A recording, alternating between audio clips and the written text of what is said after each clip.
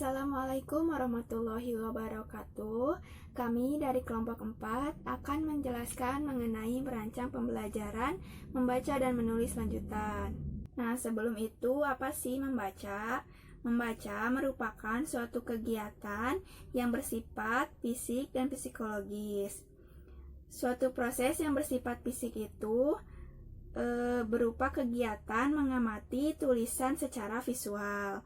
Dengan indera visual, diharapkan pembaca dapat mengenali dan membedakan gambar-gambar bunyi serta kombinasinya. Pembelajaran membaca lanjutan merupakan tingkatan proses pembelajaran membaca untuk menguasai sistem tulisan secara representasi tulisan visual bahasa. Tingkatan ini sering disebut dengan tingkatan belajar membaca.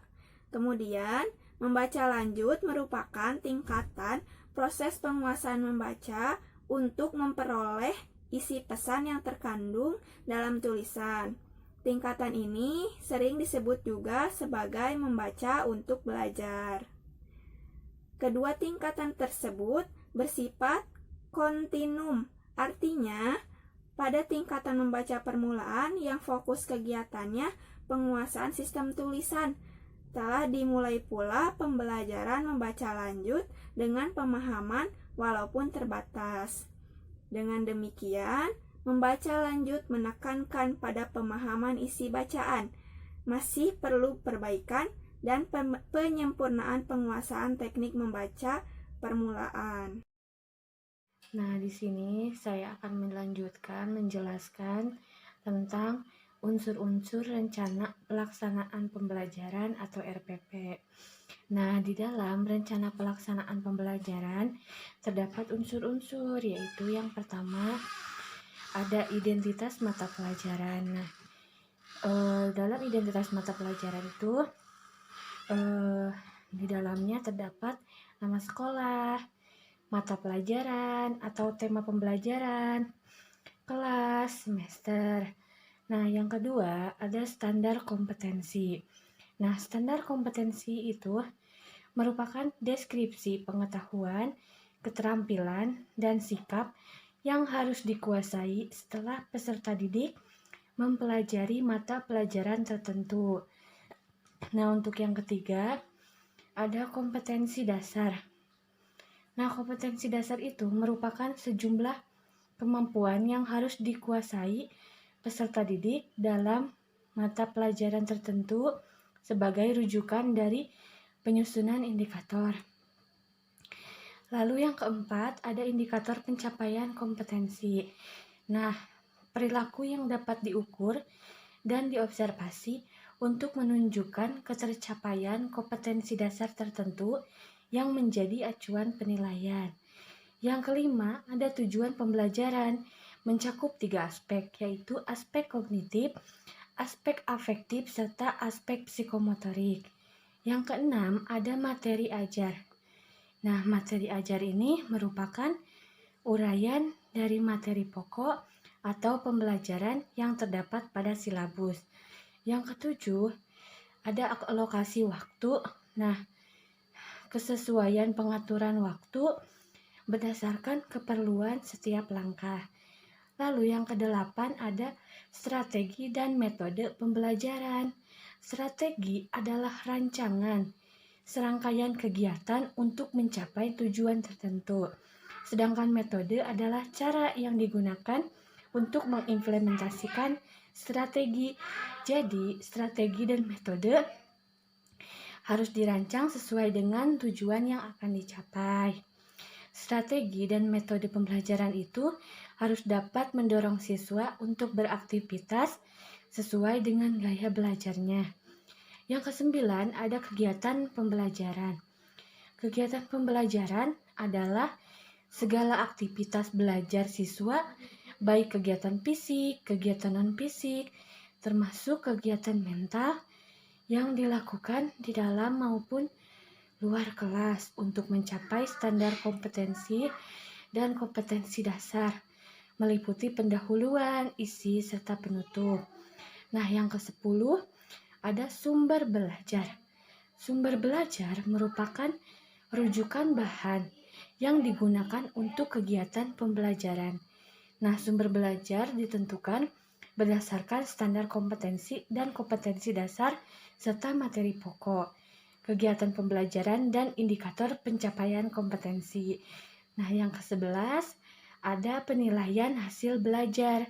Penilaian itu merupakan suatu proses atau rangkaian kegiatan, yakni kegiatan memperoleh, menganalisis, menafsirkan data tentang proses dan hasil belajar peserta didik yang dilakukan secara sistematis dan berkesinambungan. Selanjutnya, saya akan menjelaskan tentang pengembangan unsur-unsur RPP.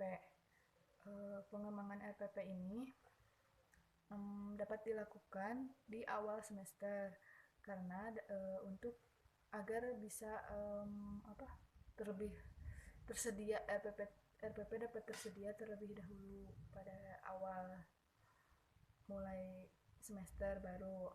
Nah, pembuatan RPP ini bisa dilakukan secara mandiri maupun secara kelompok.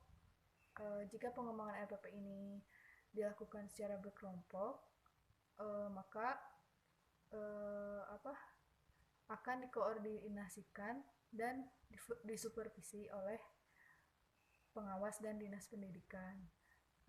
Adapun langkah-langkah dari pengembangan RPP ini, yang pertama itu mengkaji standar kompetensi, dan indikatornya yang terdapat dalam silabus. Kedua itu merumuskan tujuan pembelajarannya. Yang ketiga itu mengidentifikasi bahan ajar. Jadi materi pelajarannya itu berkenaan dengan pelajaran yang harus dikuasai oleh siswa sesuai dengan tujuan pembelajaran. Nah, yang keempat itu ada menentukan metode pembelajaran. Tentunya menentukan metode pembelajaran pun harus sesuai dengan materi yang akan diajarkan. Yang kelima itu merumuskan kegiatan pembelajaran yang dimulai dari kegiatan awal, yaitu pendahuluan kayak berdoa, memberikan motivasi kepada siswa. Yang kedua itu kegiatan inti, yaitu memberikan materinya sesuai dengan indikator dan metode apa yang akan dipakai. Terus kegiatan akhir yaitu penutup, evaluasi, kemudian berdoa. Terus yang keenam ada menentukan sumber belajar, bisa dari buku, bisa dari mana media, narasumber. Terus yang ketujuh ada menyusun penilaian hasil belajar. Penilaian hasil belajar ini bukan hanya untuk mengukur keberhasilan setiap siswa dalam pencapaian hasil belajar, akan tetapi juga untuk mengumpulkan informasi tentang proses pembelajaran tersebut. Nah, terus saya akan menjelaskan tentang tujuan pembelajaran. Tujuan pembelajaran itu adalah suatu faktor yang sangat penting dalam proses pembelajaran. Dengan adanya tujuan, maka guru memiliki pedoman dan sasaran yang akan dicapai dalam kegiatan mengajar. Apabila tujuan pembelajaran sudah jelas dan tegas, maka langkah dan kegiatan pembelajaran pun akan lebih mudah.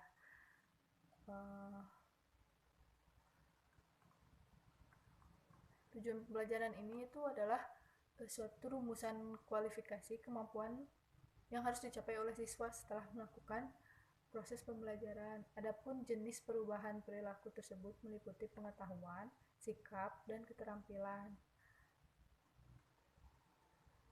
Tujuan khusus yang dirumuskan oleh seorang guru itu harus memenuhi syarat-syaratnya. Yang pertama itu ada secara spesifik menyatakan perilaku yang akan dicapai. Yang kedua ada membatasi dalam keadaan mana pengetahuan perilaku diharapkan dapat terjadi.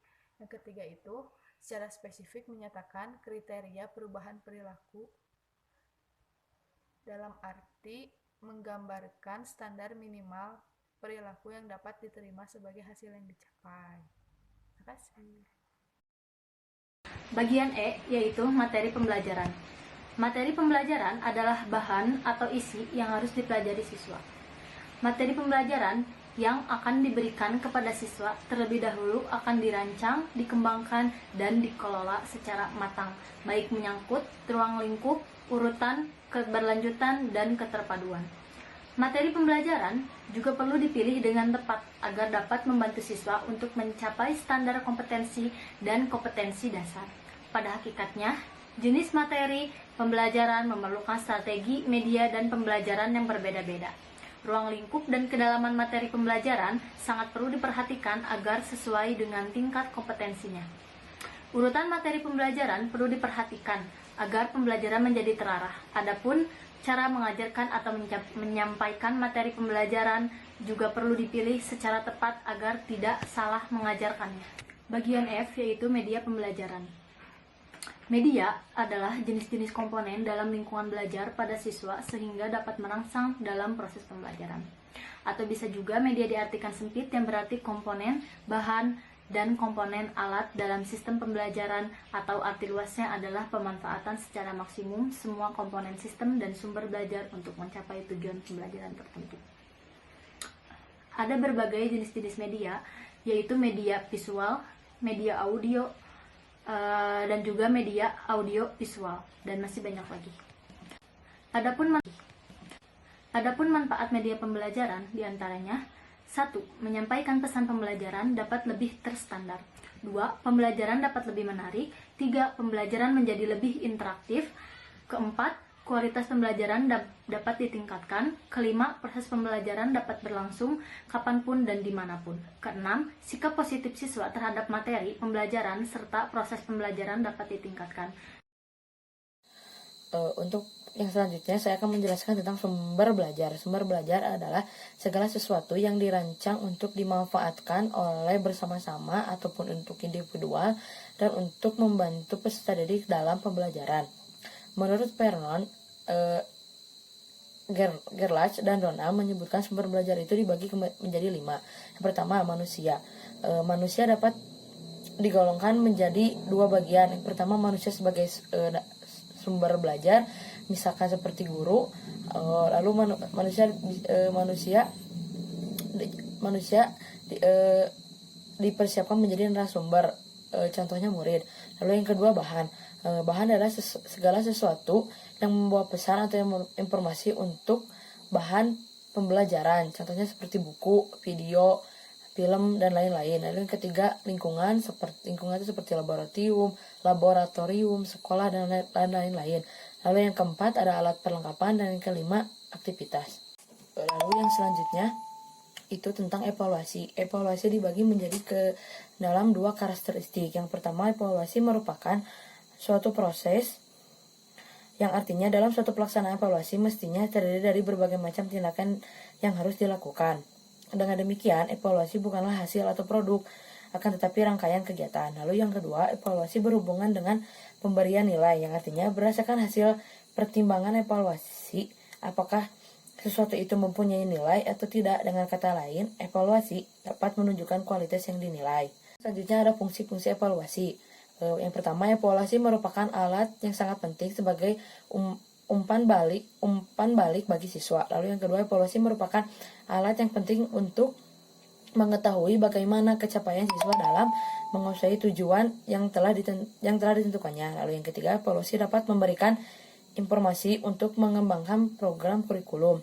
Lalu yang keempat, evaluasi berguna untuk para pengembang kurikulum, khususnya dalam menentukan kejelasan tujuan khusus yang ingin dicapai. Lalu evaluasi berfungsi sebagai umpan balik bagi semua pihak yang berkepentingan dalam pendidikan di sekolah, misalnya orang tua, guru, kepala sekolah, dan lain-lain. Jadi untuk kesimpulan makalah ini bisa dijelaskan membaca lanjutan adalah membaca lanjut setelah membaca permulaan. Yang permulaan dalam teori keterampilan maksudnya